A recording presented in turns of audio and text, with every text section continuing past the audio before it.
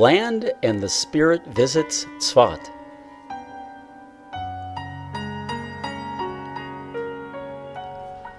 Located just north of Tiberias in the Upper Galilee region, the city of Tzefat is perched among picturesque mountaintops nearly 3,000 feet above sea level. It is noted for the purity of its air and the spectacular quality of its light. Considered one of Israel's 4 holy cities, Tzefat is a warren of cobblestone streets that lead to ancient synagogues. In the Karo synagogue, the Ark contains a Torah scroll that is at least 400 years old. Many of the doors of buildings in the city are painted blue to remind people of heaven. Although Tzefat is not mentioned in the Tanakh at all, there is a tradition which says that Tzefat was settled by Noah's son Shem shortly after the Great Flood, and was the location of the yeshiva of Shem and Aver, where our forefather Jacob studied for many years. The Jerusalem Talmud mentions the hilltops of Tzefat as one of the 5 elevated spots where fires were lit to announce the new moon during the temple periods. Today, the Metzuda hilltop is the site of excavation in progress of the largest and most well-preserved Crusader fortress in Israel. The hilltop position of Tzefat is a strategic one, with Lebanon to the north and the Sea of Galilee to the south, and over the centuries it was conquered by many advancing armies, including the Crusaders, Saladin, and the Mamelukes. After the turn of the 16th century, Tzefat became the leading center of Jewish scholarship and mysticism.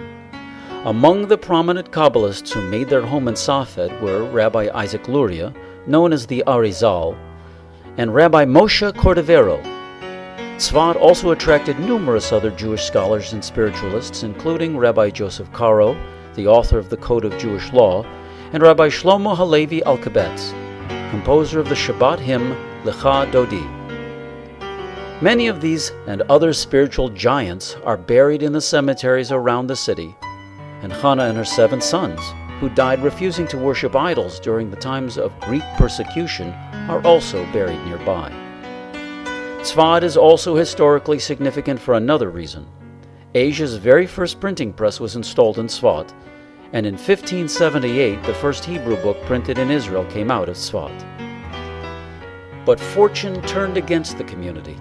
It was beset with a series of disasters, including earthquakes and plagues. Still, the immigration of large groups of Hasidim in the late 1700s and of Lithuanian Jews a few decades later helped to reinvigorate the town. In the last half of the 19th century, the Jewish population was increased by immigration from Persia, Morocco, and Algeria.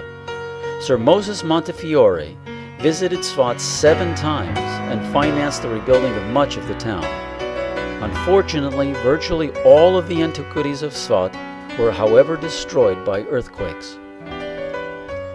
Arab riots against Jews were incited throughout the land of Israel in 1929, and nearly 30 Jews in Tzefat were killed. But in the years since 1948, the Jewish community there has burgeoned. Today, Tzefat has seen a rebirth and a resurgence of popularity. With quaint cobblestone streets, beautiful views, and sparkling light, it has attracted many artists and gained a reputation as a center for Judaic art, a mandatory stop for thousands of tourists each year. Tzefat is also the scene of an annual klezmer festival, and its history as home of the greatest Kabbalists has attracted modern seekers. Its many old synagogues have been beautifully restored, and in recent years many yeshivot, seminaries, and other centers of Jewish study and prayer have sprung up. The word Tzefat is related to the word tzofeh, meaning to look from on high, and refers not only to the physical altitude of the city, but also represents the spiritual vision of our people, the inner core of Jewish identity. Tzefat symbolizes the spiritual purpose of Judaism, the soul of Israel.